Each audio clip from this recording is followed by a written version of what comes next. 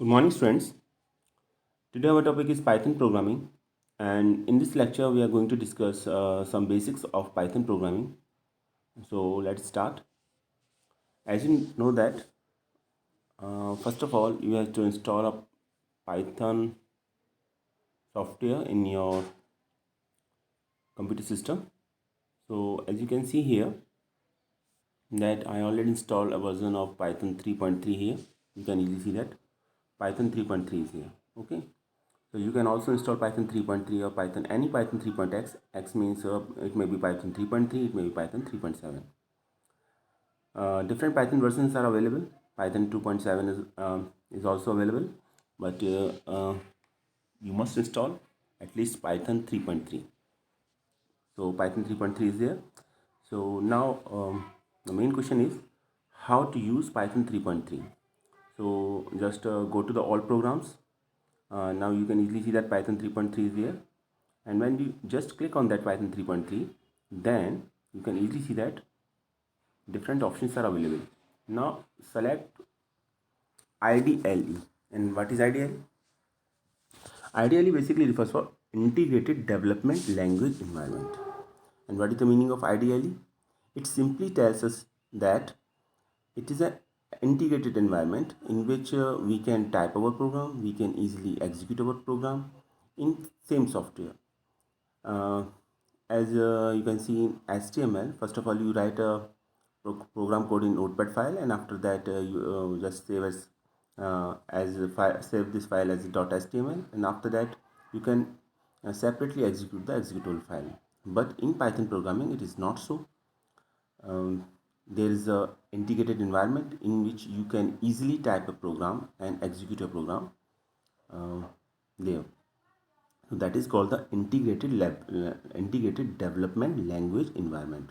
Means all program related facilities are there in IDLE, and that is GUI also. What is the meaning of GUI? Graphical user interface. It means there are symbols, there are icons on which you just click on that, and you perform some operations.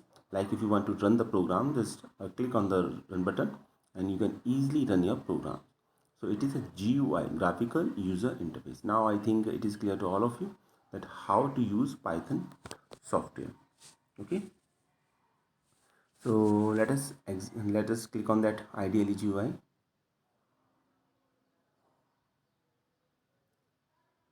So first of all, when you just click on the IDLE GUI, okay, that window appears. Now you can easily see here, and detail of the software is available. First of all, you can read it just like that. The Python 3.3 is available in what date? It is in November, I think 18 2013. Okay, so Python 3.3 is there. So all the basics information regarding to software is available there. Now there is a sign of prompt 3 arrow in which you can write any statement, and after just pressing the enter button, that statement will be executed, and if there is any error, then error will also be there. Error will be there. I think अभी ये आपको समझ में आ गया होगा. ठीक है. तो अभी पाइथन 3.3 का अभी हमने जैसे IDLE पर ओपन किया, तो हमने यहाँ पर क्या देखा? हमने यहाँ पर देखा कि सॉफ्टवेयर से रिलेटेड जो भी इंफॉर्मेशन थी वो हमें दिखाई दे जाएगी यहाँ पर, और प्रॉम्प्ट का साइन दिखाई देगा 3 एरोज़ का. यहाँ पर हम कोई भी स्टेटमेंट लिख सकते हैं, लेकिन वो स्टेटमेंट पाइथन स्टेटमेंट होना चाहिए, और अगर पाइथन का स्टेटमेंट नहीं है तो वो एरर शो करेगा. पाइथन एक लैंग्वेज है और सभी लैंग्वेजेस की ग्रामर होती है. हम कंप्यूटर टर्मिनोलॉजी में इसको सिंटैक्स बोलते हैं. तो अगर आप सिंटैक्स को फॉलो करोगे तो आउटपुट शो होगा, सिंटैक्स को फॉलो नहीं करोगे तो एरर शो होगी आपकी. चलिए देखते हैं. अभी जैसे हमको यहाँ पर कुछ भी ऑपरेशन परफॉर्म करना, चलिए हम बिल्कुल सिंपल से स्टार्ट करते हैं. अब यहाँ पर एक इम्पॉर्टेंट बात और ये भी है समझने की कि जो हम मैथमेटिक्स में पढ़ते हैं, जैसे हम मैथमेटिक्स में पढ़ते हैं अर्थमेटिक ऑपरेशंस, ऐड कर सकते हैं, मल्टीप्लाई कर सकते हैं, डिवाइड कर सकते हैं. तो ये सभी ऑपरेशंस पाइथन प्रोग्रामिंग में भी हम परफॉर्म कर सकते हैं और ये सेम ऑपरेटर्स ऑलमोस्ट यूज़ होते हैं पाइथन प्रोग्रामिंग के भी अंदर। ठीक है, जैसे चलिए पहले मैं सब्ट्रैक्ट करके दिखाता हूँ आपको। जैसे आपने लिखा, मान लीजिए 2 - 3, suppose you just right 2 - 3 obviously हम आंसर जानते हैं, आंसर -1 होगा। 2 - 3 इज देयर आंसर। जैसे मैंने एंटर प्रेस किया, आंसर -1 आ जाएगा। ठीक है, और अगर हम कुछ और लिखते हैं, जैसे मैंने लिखा यहाँ पर सपोज 2 × 3, तो आंसर 6 आ जाएगा। यहाँ पर इंपॉर्टेंट बात यह है कि मल्टीप्लाई के लिए हमने क्या साइन यूज़ किया। मल्टीप्लाई के लिए हम मैथमेटिक्स में क्रॉस यूज़ करते हैं, डॉट यूज़ करते हैं, पर यहाँ पर हम स्टार यूज़ करते हैं। तो ये बात समझने की है, आगे देखेंगे थोड़े से चेंजेस हैं। तो मल्टीप्लाई के लिए हम स्टार यूज़ करेंगे, ये एक इम्पॉर्टेंट बात है। और डिवाइड करने के लिए हम स्लैश यूज़ करते हैं, बैकस्लैश। मैथमेटिक्स में भी हम कभी कभी लिखते हैं इसको। तो देखिए ये आपने लिखा हुआ 2/3। अब यहाँ पर एक इम्पॉर्टेंट बात है, आंसर क्या आएगा। 2 को अगर हम 3 से डिवाइड करें तो आंसर आएगा आपकी एक फ्लोट वैल्यू आएगी, मीन्स 0.66 आएगा। तो ये डेसिमल के कुछ प्लेसेस तक आपको दिखाएगा। ठीक है, और उसके बाद ये इसको एज इट इज़ छोड़ देगा। इसका मतलब ये नहीं है कि एग्जैक्ट यही आंसर है, ये एक आपकी जो वैल्यू है एग्जैक्ट नहीं है, लेकिन डेसिमल के कुछ प्लेसेस तक ये आपको दिखाएगा 2/3। तो इस तरीके से आपका आंसर आ जाएगा। ठीक है, चलिए आगे देखते हैं। तो अभी हमने सब्ट्रैक्ट कर लिया, मल्टीप्लाई कर लिया, डिवाइड कर लिया, ऐड नहीं किया। ऐड करके भी देखते हैं। तो 2 में अगर हम 3 को ऐड करेंगे तो प्लस का साइन तो एज इट इज़ ही रहता है, जैसे मैथ में रहेगा ऐसे ही यहाँ पर सेम हम अप्लाई कर सकते हैं। तो 2 + 3 अगर हम करेंगे तो आंसर वही आएगा। देखिए करके देखते हैं। चलिए, तो हमने किया 2 + 3, तो आंसर आपका एज़ यूजुअल आना चाहिए आपका 5 ही होता है, तो 5 ही आएगा यहाँ पर। तो मेन इंपॉर्टेंट बात यह है कि हम अर्थमेटिक ऑपरेटर्स जो मैथमेटिक्स में यूज़ करते हैं, ऑलमोस्ट वही हम यहाँ भी यूज़ कर सकते हैं, यहाँ भी यूज़ करते हैं। और अभी हम जो काम कर रहे हैं ना, ये पता है हम काम कहाँ कर रहे हैं। ये काम कर रहे हैं हम इंटरेक्टिव मोड में। जैसे ही हमने आइडियली खोला, आइडियली खोलने के बाद जो आपकी स्क्रीन पर जो दिखाई दिया वो इंटरेक्टिव मोड था। एक्चुअली पाइथन में हम दो तरीके से काम कर सकते हैं, एक तो इंटरेक्टिव मोड और एक स्क्रिप्ट मोड। इसे इंटरेक्टिव मोड क्यों बोला जाता है? इसे इंटरेक्टिव मोड इसलिए बोला जाता है क्योंकि प्रॉम्प्ट का साइन है। ठीक है, 3 एरो आप देख ही पा रहे हैं, और वहाँ पर आप जो भी कुछ स्टेटमेंट लिखेंगे, after that just press the enter की, आप उसका आउटपुट देख पा रहे हैं। एंटर की प्रेस करते ही आप उसका आउटपुट देख लेंगे, आउटपुट स्क्रीन पर विजिबल हो जाएगा। मतलब ये कि आप इंटरेक्ट कर पा रहे हैं लाइन बाई लाइन, एक एक लाइन को इंटरेक्ट कर पा रहे हैं आप। ठीक है, तो चूँकि आप इंटरेक्ट कर पा रहे हैं इसलिए इसे इंटरेक्टिव मोड बोला जाता है। तो ये बात समझने की है। और जहाँ तक बात है कि कोई और मोड भी है जहाँ हम काम कर सकते हैं, आंसर है हाँ बिल्कुल। एक बोला जाता है स्क्रिप्ट मोड। देखिए इसकी एक लिमिटेशन है, और लिमिटेशन ये है कि हम यहाँ पर सिर्फ एक लाइन में ही स्टेटमेंट को लिख सकते हैं, एक लाइन से ज़्यादा स्टेटमेंट नहीं लिख सकते। इन दैट केस अगर प्रोग्राम आपका एक लाइन से ज़्यादा का है, और ऑब्वियसली प्रोग्राम एक लाइन से ज़्यादा का ही होता है, ये तो स्टेटमेंट थे, प्रोग्राम नहीं थे, तो उस केस में हमको क्या करना होता है, हमको फिर स्क्रिप्ट मोड में लिखना होता है। जैसा कि नाम है स्क्रिप्ट मोड, तो वहाँ कंप्लीट स्क्रिप्ट लिखी जाएगी। जितने भी स्टेटमेंट हैं एक प्रोग्राम से रिलेटेड, 8, 10, 20 जितने भी हैं, उनको एक जगह लिख दिया जाएगा और उसके बाद उसको रन करा दिया जाता है, प्रोग्राम रन हो जाता है वहाँ पर। तो एक बात ये थी, और बड़ा इंपॉर्टेंट बात है। तो ये क्वेश्चन कई बार एग्जाम में पूछा जा चुका है कि पाइथन में हम कितने मोड में काम कर सकते हैं। तो 2 मोड में काम कर सकते हैं, एक तो इंटरेक्टिव मोड में और एक स्क्रिप्ट मोड में। स्क्रिप्ट मोड में कैसे काम करते हैं ये हम बाद में देखेंगे, लेकिन उससे पहले एक बड़ा इंपॉर्टेंट क्वेश्चन है यहाँ पर कि हम यहाँ पर चलिए ऐड कर सकते हैं, मल्टीप्लाई कर सकते हैं, सब्ट्रैक्ट कर सकते हैं, डिवाइड भी कर सकते हैं। क्या हम अपना नाम प्रिंट कर सकते हैं या कुछ भी मैसेज प्रिंट कर सकते हैं? आंसर है यस, बिल्कुल प्रिंट कर सकते हैं। तो कैसे प्रिंट करेंगे? प्रिंट करने के लिए यहाँ पर फंक्शंस होते हैं, और फंक्शंस पहले से प्री डिफाइंड टास्क को कंप्लीट करते हैं या काम करते हैं, प्री डिफाइंड टास्क पर वर्क करते हैं पहले से। तो ऐसा ही एक फंक्शन है प्रिंट फंक्शन। अब प्रिंट फंक्शन की पहचान ये होती है कि फंक्शन के साथ पैरेंथेसिस का साइन होता है। जितने भी फंक्शंस होते हैं उनके साथ पैरेंथेसिस का साइन होता है। उस पैरेंथेसिस के साइन के अंदर हमें कोई भी मैसेज लिख दें अगर हम डबल कोटेशन साइन के अंदर, डबल कोटेशन मार्क के अंदर, तो वो एज इट इज़ प्रिंट हो जाता है, एज इट इज़। चलिए एक एग्जाम्पल के थ्रू समझते हैं कैसे होगा ये। जैसे मैंने लिखा प्रिंट, जैसे मैंने अभी बताया फंक्शन की पहचान होती है पैरेंथेसिस का साइन, तो मैंने यहाँ पैरेंथेसिस का साइन लिख दिया यहाँ पर।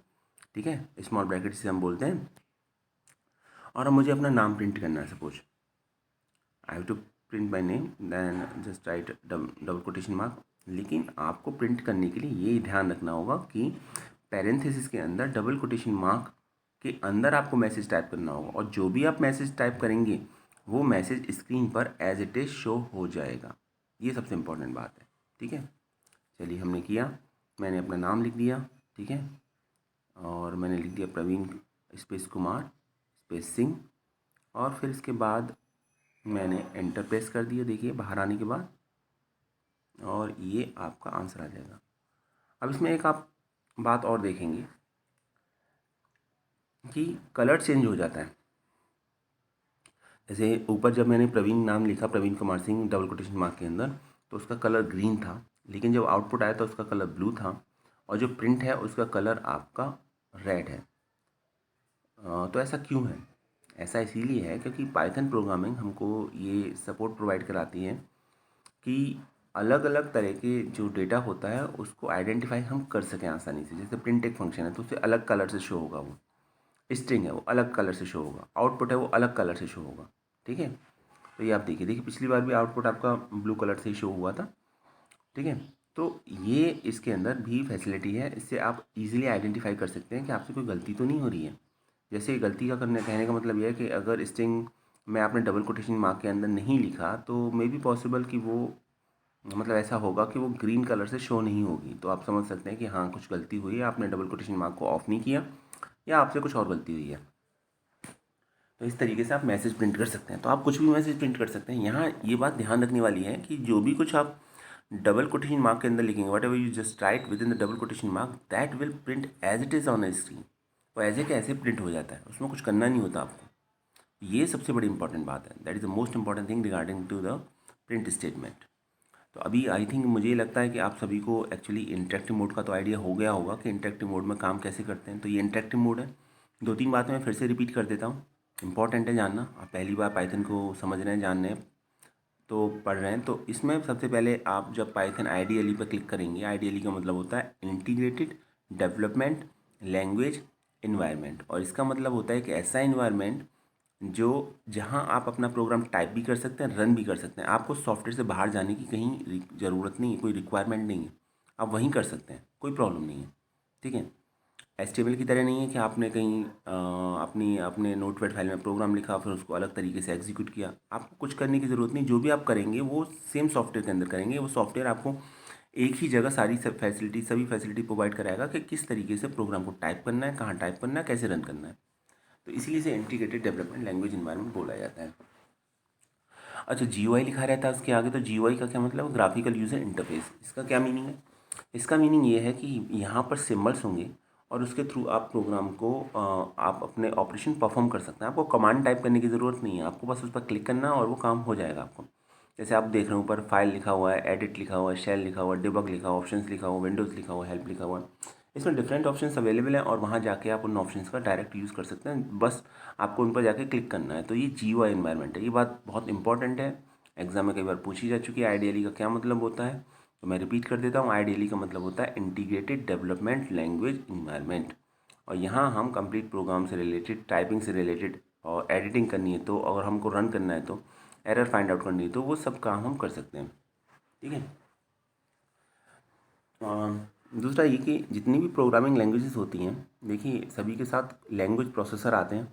और लैंग्वेज प्रोसेसर आप कंप्यूटर फंडामेंटल में ऑलरेडी पढ़ चुके हैं। लैंग्वेज प्रोसेसर होते हैं आपके कंपाइलर और इंटरप्रेटर। तो कंपाइलर जहाँ एक बार में प्रोग्राम को रन कर देता है, वहीं आपका interpreter line by line run करता है। तो पाइथन प्रोग्रामिंग लैंग्वेज आपकी इंटरप्रेटर को सपोर्ट करती है। इंटरप्रेटर के थ्रू प्रोग्राम इसमें रन होता है आपका। तो ये भी इम्पॉर्टेंट बात है, इम्पॉर्टेंट क्वेश्चन है इसके रिगार्डिंग। तो चलिए, अभी तो आप ये समझ गए होंगे कि किस तरीके से हम इंटरेक्टिव मोड में काम कर सकते हैं, ठीक है। अब चलिए थोड़ा सा स्क्रिप्ट मोड में जाया जाए, वहाँ देखते हैं कि किस तरीके से काम कर सकते हैं। तो चलिए हम चलते हैं स्क्रिप्ट मोड में यहाँ पर। तो हम गए फाइल में, और फाइल में देखिए डिफरेंट ऑप्शंस अवेलेबल हैं ऑलरेडी, और न्यू फाइल पर जाके हमने क्लिक कर दिया। अभी न्यू फाइल क्या है? न्यू फाइल से हम कोई भी न्यू फाइल ओपन कर लेंगे। जैसे हम वर्ड में ओपन करते हैं, एक्सेल में ओपन करते हैं, पावर पॉइंट में ओपन करते हैं, ठीक है। ऐसे ही यहाँ हम ओपन कर लेंगे, न्यू फाइल ओपन हो जाएगी आपकी। तो न्यू फाइल पर ओपन किया, न्यू फाइल का शॉर्टकट भी दे रखा Ctrl+N आप, तो आप डायरेक्ट शॉर्टकट भी यूज़ कर सकते हैं, ये आपकी चॉइस है। पर अभी बिगनिंग है तो आप शॉर्टकट यूज़ मत कीजिएगा, शॉर्टकट वही है जो वर्ड में था, शॉर्टकट कुछ अलग नहीं है। Ctrl+N पर क्लिक करेंगे तो आपकी फ़ाइल ओपन हो जाएगी। चलिए क्लिक करते हैं। और भी ऑप्शन हैं जैसे सेव है, सेव एज है, वो सब हैं ऑप्शन, फाइल को ओपन भी कर सकते हैं यहाँ से। अब ये आपकी स्क्रीन दिखाई देगी, देखिए इसको देखिए आप। अब ये क्या है, ये स्क्रिप्ट मोड ओपन हो जाता है आपका। जैसे ही आप नई फाइल पर को ओपन करते क्लिक करते हैं, स्क्रिप्ट मोड ओपन हो जाता है। और स्क्रिप्ट मोड का क्या मतलब है, स्क्रिप्ट मोड का मतलब ये है कि यहाँ अब ये नोटपैड फाइल है एक्चुअली, यहाँ आप अपने कंप्लीट प्रोग्राम को लिख सकते हैं एक बार में। आपको एंटर प्रेस करने की ज़रूरत नहीं है, मतलब रन के लिए एंटर नहीं प्रेस करना है, एंटर तो प्रेस कर ही सकते हैं, लेकिन यहाँ एंटर प्रेस करने से प्रोग्राम रन नहीं होगा। प्रोग्राम को रन कराने के लिए आपको थोड़ा सा अलग मेथड ऑप्ट करना पड़ेगा। अब जैसे चलिए मैं एक प्रोग्राम बनाता हूँ अभी आपको, हालांकि प्रोग्राम की मैं जानता हूँ कि इस समय बेसिक्स ही चल रहा है, लेकिन एक आइडिया देने के लिए कि स्क्रिप्ट मोड कैसे काम करता है, छोटा सा प्रोग्राम बनाते हैं। ठीक है, मैंने लिखा a=5 b=6। अब ये जो इक्वल जो मैं यहाँ पर बोल रहा हूँ, एक्चुअली मैं मैथ में तो इसे इक्वल बोलते हैं, लेकिन पाइथन प्रोग्रामिंग में इसे असाइनमेंट ऑपरेटर बोला जाता है। और इसका मीनिंग ये होता है कि 5 जो वैल्यू है वो a को असाइन कर दी गई है और 6 वैल्यू b को असाइन कर दी गई है। इसका मतलब a और b वेरिएबल है। अब वेरिएबल कांस्टेंट का तो डेफिनेशन वही है जो मैथमेटिक्स में था, कांस्टेंट जिसकी वैल्यू फिक्स होती है वो कांस्टेंट, और जो वेरी करता है वो वेरिएबल। ए और बी वेरिएबल है। जैसे आपसे कहा जाए भाई सिंपल इंटरेस्ट निकालिए, आपने कहा ठीक है, सिंपल इंटरेस्ट का फॉर्मूला होता है SI=P×R×T/100। तो PR/T और SI यहाँ पर वेरिएबल है, 100 यहाँ पर आपका कांस्टेंट है। ठीक है, तो ये है आपका, और जो डिवाइड का साइन है वो आपका ऑपरेटर है। तो अभी यहाँ पर इसमें काम कैसे करना होता है, अब मेन इंपॉर्टेंट बात यह है कि SI की वैल्यू डिपेंड करती है कि प्रिंसिपल अमाउंट रेट और टाइम की वैल्यू क्या होगी, उसी के अकॉर्डिंग SI की वैल्यू कैलकुलेट होगी। इसका मीनिंग ये है कि वो फिक्स नहीं है। तो अभी अगर आंसर फिक्स है, जैसे आपने 2 में 3 को ऐड किया तो आंसर हमेशा 5 ही आएगा। लेकिन आप ये चाह रहे हैं कि जो हम नंबर दें वो नंबर ऐड हो जाए, वो नंबर कुछ भी हो सकते हैं, तो फिर वहाँ पर आपको वेरिएबल लेना पड़ेगा। तो A और B यहाँ पर वेरिएबल है, और 5 और 6 वैल्यूज़ हैं जो हमने असाइन किए हैं। ये वैल्यू कुछ और भी हो सकती है। ठीक, आप दूसरी वैल्यू असाइन करेंगे तो आंसर डिफरेंट आ जाएगा। चलिए, एक तो ये बात थी। तो 5 असाइन कर दिया गया A को, 6 असाइन कर दिया गया B को। ठीक है, आगे देखते हैं। आगे हमने लिखा सम =A+B, हमने यहाँ फॉर्मूला लगा दिया, तो हमने इसका आंसर सम में स्टोर कर दिया। ठीक है, और A+B का जो भी आंसर होगा वो सम में आ जाएगा। अब मुझे क्या करना है, मुझे करना ये है कि मुझे सम को प्रिंट करना है। ठीक है, तो मैंने किया सम को प्रिंट। अब यहाँ पे मैं एक बड़ी इंपॉर्टेंट बात बताने जा रहा हूँ, ध्यान से सुनिएगा। मैंने यहाँ प्रिंट स्टेटमेंट लिखा, और प्रिंट स्टेटमेंट के अंदर मैंने सम को लिख दिया, वेरिएबल का नेम लिख दिया। अभी मैंने थोड़ी देर पहले आपको बताया था कि print statement double quotation mark के अंदर हम कुछ भी मैसेज टाइप करते हैं, कोई भी स्ट्रिंग लिखते हैं। स्ट्रिंग क्या है, स्ट्रिंग है आपका सेट ऑफ कैरेक्टर, जिसे हम मैसेज बोलते हैं। ठीक है, कोई भी मैसेज अगर हमने लिख दिया तो एज इट इज़ प्रिंट हो जाता है। लेकिन अगर हमने मैसेज नहीं लिखा और कोई वेरिएबल का नेम लिख दिया, क्या लिख दिया, वेरिएबल का नेम, वेरिएबल क्या है यहाँ पर सम, तो एक्चुअली में उस वेरिएबल की वैल्यू प्रिंट हो जाएगी। अब ये बड़ा इंपॉर्टेंट बात है, वैल्यू प्रिंट हो जाएगी।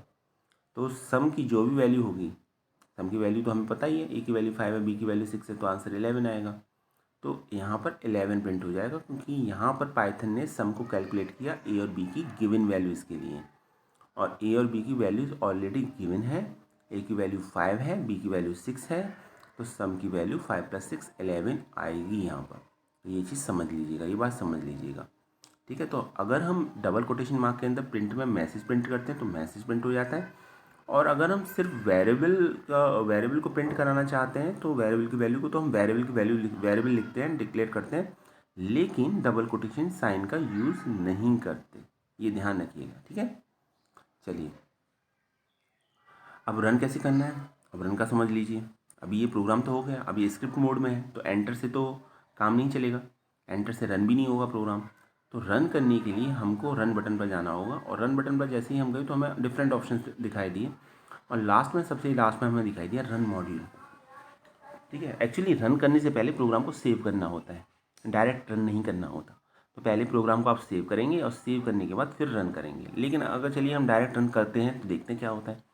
अब यहाँ पर आप इसका शॉर्टकट भी देख पा रहे हैं, शॉर्टकट है इसका F5। It means F5 press करने से प्रोग्राम रन हो जाएगा। तो शॉर्टकट की भी यूज़ कर सकते हैं और रन बटन पर जाके भी प्रोग्राम को रन कर सकते हैं। तो दोनों ही मेथड है, आपको जो अप्रोप्रिएट लगे वो आप कीजिएगा।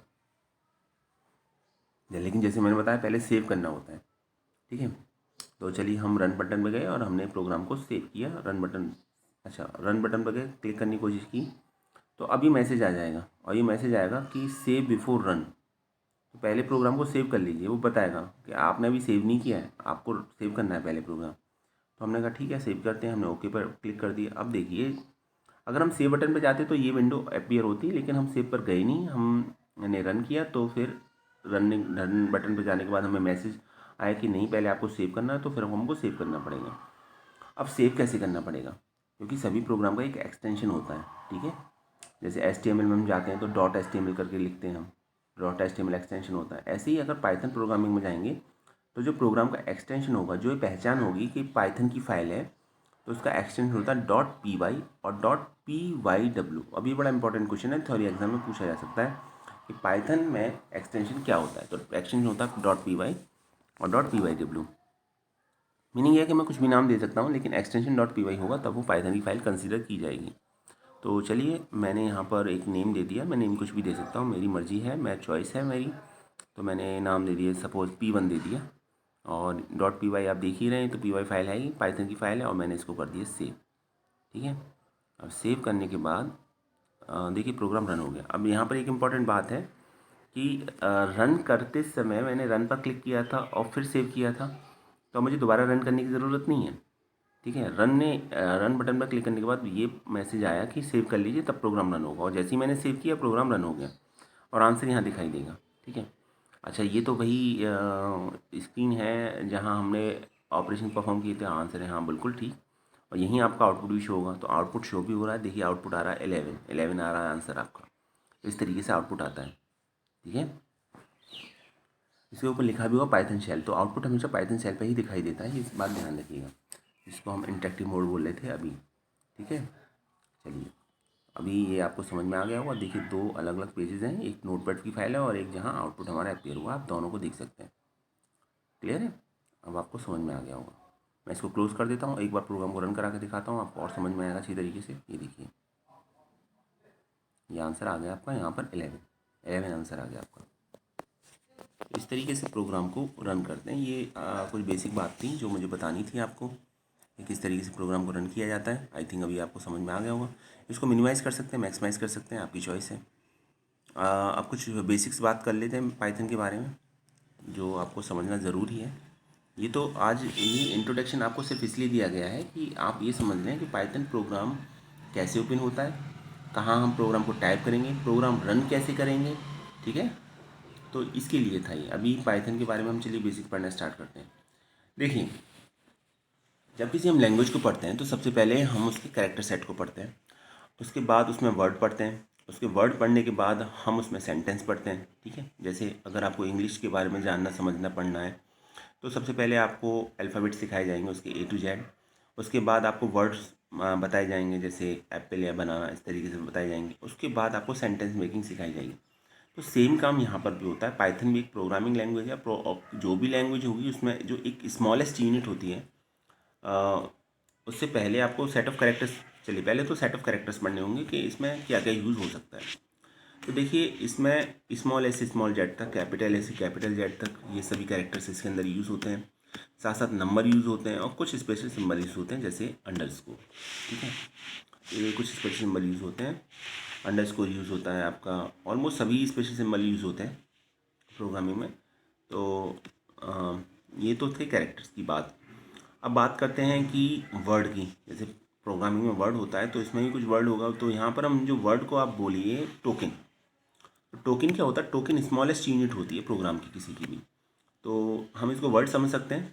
तो अभी हमें वर्ड के बारे में पढ़ना है। तो ये टोकन कितने तरीके हो सकते हैं। टोकन के बारे में एग्जाम में अगर पूछा जाता है व्हाट इज़ टोकन, तो आपको लिखिए smallest unit of a program is called the token. तो जो एक स्मॉलेस्ट यूनिट होगी वो टोकन कहलाएगी। टोकन के अंदर क्या क्या आता है, देखिए अभी आपने ऑपरेटर पढ़ा, असाइनमेंट ऑपरेटर, वो अर्थमेटिक ऑपरेटर्स पढ़े आपने, तो उसमें आपने ये देखा कि प्लस का जो साइन है वो अपने आप में एक इंडिविजुअल यूनिट है, उसका एक अपना सेंस है, अपना एक मतलब है उसका, तो वो भी एक टोकन कहलाएगा। ठीक है, आपने वेरिएबल का नाम लिया ABCDE जो भी कुछ है, तो ये वेरिएबल के नाम भी टोकन कहलाएंगे। अभी आपने लिए सपोज अभी आपने लिए कांस्टेंट 10 20 30 वट एवर, आपने जो भी कुछ लिया ये भी एक टोकन कहलाएगा। तो जो स्मॉलेस्ट पार्ट है आप जिसको आप सेपरेटली ट्रीट कर सकते हैं या समझ सकते हैं, वो आपका टोकन कहलाएगा। और टोकन कितनी तरीके हो सकते हैं, तो टोकन वेरिएबल टोकन कहलाते हैं, कांस्टेंट टोकन कहलाते हैं, ठीक है, ऑपरेटर्स भी टोकन कहलाते हैं, और कीवर्ड्स भी टोकन कहलाते हैं। अभी कीवर्ड्स क्या है, जितनी भी प्रोग्रामिंग लैंग्वेजेस होती हैं उसमें कुछ रिजर्व वर्ड्स होते हैं। रिजर्व वर्ड से मीनिंग क्या है, रिजर्व वर्ड से मीनिंग ये है कि उनका मीनिंग पहले से पाइथन प्रोग्रामिंग के लिए फिक्स्ड है, आप उसको चेंज नहीं कर सकते, ना ही बदल सकते हैं, पहले से फिक्स है। जब भी वो वर्ड इनकाउंटर्ड होंगे तो पाइथन का मीनिंग चूंकि उनके लिए पहले से फिक्स है, तो उसी के हिसाब से उसे ट्रीट करेगा, अकॉर्डिंग टू दैट वो उसे ट्रीट करेगा।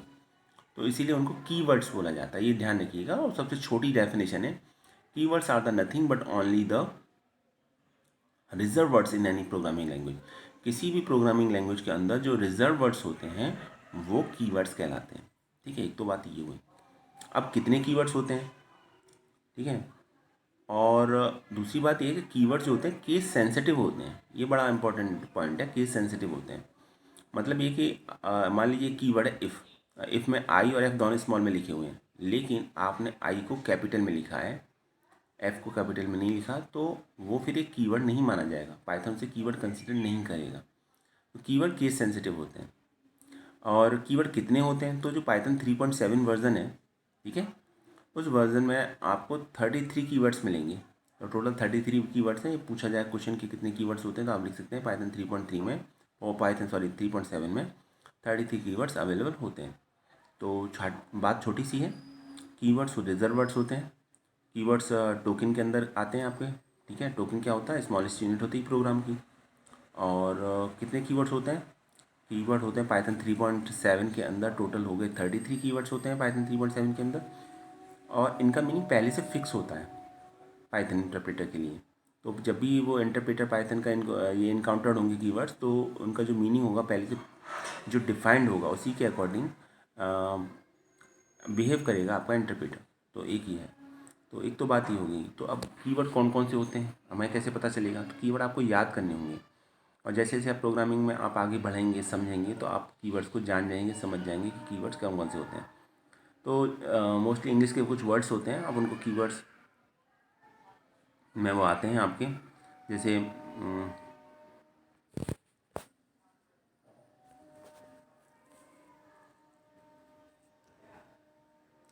ये देखिए, ये कुछ पॉइंट्स थे जो मैंने अभी डिस्कस किए हैं आपके सामने।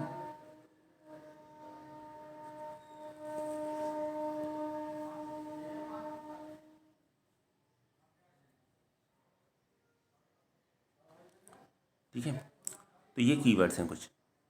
अब कीवर्ड बड़े सिंपल से हैं, true, false, if, else, break, from, import, try, while, for, as, and, और, ये सब कीवर्ड्स हैं। अब याद कर लीजिए, इनको याद तो करना पड़ेगा आपको, इसका कोई और शॉर्टकट नहीं है। और 33 कीवर्ड्स हैं, याद कर लीजिए। बाकी जैसे जैसे आप प्रोग्रामिंग में आगे बढ़ेंगे, सभी कीवर्ड्स किस पर्पज़ के लिए यूज़ होते हैं वो पर्पज़ आपको पता चल जाएगा। ठीक है, अब बात करते हैं आइडेंटिफायर की। अब आइडेंटिफायर क्या है, आइडेंटिफायर का मतलब होता है जो आइडेंटिफाई करते हैं, समथिंग दैट आइडेंटिफाई समथिंग, उसको आइडेंटिफायर बोलते हैं। इसको हम वेरिएबल भी बोल सकते हैं। तो अभी जैसे मैथमेटिक्स में हम वेरिएबल लेते हैं, तो वेरिएबल हमने ले लिया ए, हमने ले लिया बी, हमने ले लिया A1, हमने ले लिया A2। तो एक क्वेश्चन आता है, और वो क्वेश्चन आता है कि हम कुछ भी ले सकते हैं क्या, इसकी कोई रूल भी है, या हम कितना भी बड़ा नाम ले सकते हैं, कुछ भी ले सकते हैं, या हम 1A ले सकते हैं, A1 ले सकते हैं, A अंडरस्कोर ले सकते हैं, अंडरस्कोर A ले सकते हैं, परसेंटेज A ले सकते हैं, A परसेंटेज ले सकते हैं। तो कुछ भी ले सकते हैं, कोई भी आइडेंटिफायर में हम नेम में कोई भी कैरेक्टर यूज़ कर सकते हैं, कोई भी डिजिट यूज़ कर सकते हैं, कोई भी स्पेशल सिंबल यूज़ कर सकते हैं, नाम कितना ही बड़ा ले सकते हैं, कि या फिर कुछ रिस्ट्रिक्शंस हैं इसके अंदर। तो क्या रूल्स हैं, तो एक्चुअली ऐसा नहीं है, कुछ रूल्स हैं, उनको हमें ध्यान रखना पड़ता है। कॉमनली हम बहुत सिंपल सा कीवर्ड लेते हैं और वो सेट ऑफ कैरेक्टर्स होता है जो वैलिड होता है, लेकिन हमें रूल्स का पता होना चाहिए। पहले तो बात करते हैं लेंथ की। लेंथ कितनी होनी चाहिए, लेंथ कितनी भी हो सकती है, length doesn't matter. Python identifier ये कहते हैं कि आइडेंटिफायर मीन्स वेरिएबल नेम, ठीक है। जो भी हम आइडेंटिफाई जिसके जिसके थ्रू भी हम किसी वैल्यू को आइडेंटिफाई कर रहे हैं तो वो आइडेंटिफायर कहलाएगा। तो ठीक है, आमतौर से इसे वेरिएबल नेम ही बोला जाता है। और जो फंक्शंस होते हैं, बिल्ट इन फंक्शंस भी होते हैं, क्लास, वेरिएबल, एक्सेट्रा। अभी बात आपको समझ में नहीं आएगी, मैं इसको अभी चूँकि आपकी बेसिक चल रहा है यहाँ पर, तो अभी यहाँ पर ब्रॉडली आप इसको ऐसे समझ सकते हैं कि identifier is nothing but only the name of the variables, ठीक है। वेरिएबल्स के नेम को ही आइडेंटिफायर बोला जाता है। अब इसमें क्या है देखिए, तो सबसे पहले तो ये कि हम लेंथ कितनी ले सकते हैं। लेंथ अब आप जितना आप लेंथ जितनी चाहे उतनी ले सकते हैं। 10 कैरेक्टर्स की, 20 कैरेक्टर्स की, 50 कैरेक्टर्स की, 100 कैरेक्टर की, 1000 कैरेक्टर की, there is no limit at all. पर जितना बड़ा आप आइडेंटिफायर का नेम लेंगे, ठीक है, लेंथ जितनी ज़्यादा होगी उतनी आपको टाइपिंग ज़्यादा करना पड़ेगा। या कॉपी पेस्ट भी ऑपरेशन कर रहे हैं तो एटलीस्ट एक बार तो आपको टाइप करना ही पड़ेगा। और आपसे कुछ भी एक कैरेक्टर भी आपसे गलत टाइप हो गया, ठीक है, दोबारा में, दूसरी बार में, तो फिर वो एक एरर मैसेज शो करेगा। तो इसलिए हम छोटा नाम लेते हैं, हम कोशिश नहीं करते बड़ा नाम लेने की। ये अलग बात है कि पाइथन हमें अलाउ करता है कि हम आइडेंटिफायर का नेम कितना भी बड़ा ले सकते हैं। दूसरी बात है कि जब हम आइडेंटिफायर का नेम लेंगे तो उसमें क्या क्या ले सकते हैं, तो कैरेक्टर ले सकते हैं। कैरेक्टर में चाहे स्मॉल ए से स्मॉल जेड तक हो गया, कैपिटल ए से कैपिटल जेड तक हो गया। और नंबर भी ले सकते हैं 0 से लेकर 9 तक, या इनसे बना हुआ कोई भी एक नंबर, जैसे 111 हो गया, 112 हो गया, कुछ भी। तो 0 से 9 तक के नंबर्स का कोई भी कॉम्बिनेशन हम ले सकते हैं। लेकिन जहाँ तक स्पेशल सिंबल की बात है, हम वहाँ सिर्फ एक ले सकते हैं स्पेशल सिंबल। और वो स्पेशल सिंबल क्या है? वो स्पेशल सिंबल है अंडरस्कोर। अंडरस्कोर ले सकते हैं सिर्फ। तो हम कैरेक्टर ले सकते हैं, स्मॉल कैपिटल डजेंट मैटर। हम डिजिट ले सकते हैं 0 to 9, और हम सिर्फ एक स्पेशल सिंबल अंडरस्कोर। लेकिन यहाँ पर एक और पॉइंट है, ये रूल नंबर 2 था। रूल नंबर 3 ये कहता है कि जब भी आप वेरिएबल का नेम लेंगे तो वेरिएबल का नेम हमेशा आपका या तो आपको कैरेक्टर से स्टार्ट होना चाहिए, स्मॉल हो कैपिटल हो डजेंट मैटर, कोई फ़र्क नहीं पड़ता, या फिर वो अंडरस्कोर से स्टार्ट होना चाहिए। किसी भी कॉस्ट पर वो नंबर से स्टार्ट नहीं होना चाहिए। इट मीन्स A1 वैलिड है पर 1A वैलिड नहीं है। अभी बड़ा इंपॉर्टेंट पॉइंट है, ठीक है। A1 वैलिड है पर 1A वैलिड नहीं है। और थर्ड रूल ये है आपका कि कीवर्ड्स को आप वेरिएबल नेम नहीं ले सकते। तो ये कुछ रूल्स हैं। अभी इसको हम नेक्स्ट क्लास के अंदर और डिस्कस करेंगे। उम्मीद है वीडियो आपको समझ में आया होगा, पसंद किया होगा आपने। और बुक को देखिए, थोड़ा सा बुक को पढ़िए, किस तरीके से दे रखी है डेफिनेशंस, और याद करने की कोशिश की, तभी आपको प्रोग्रामिंग थोड़ा सा समझ में आएगी। Thanks for watching this video.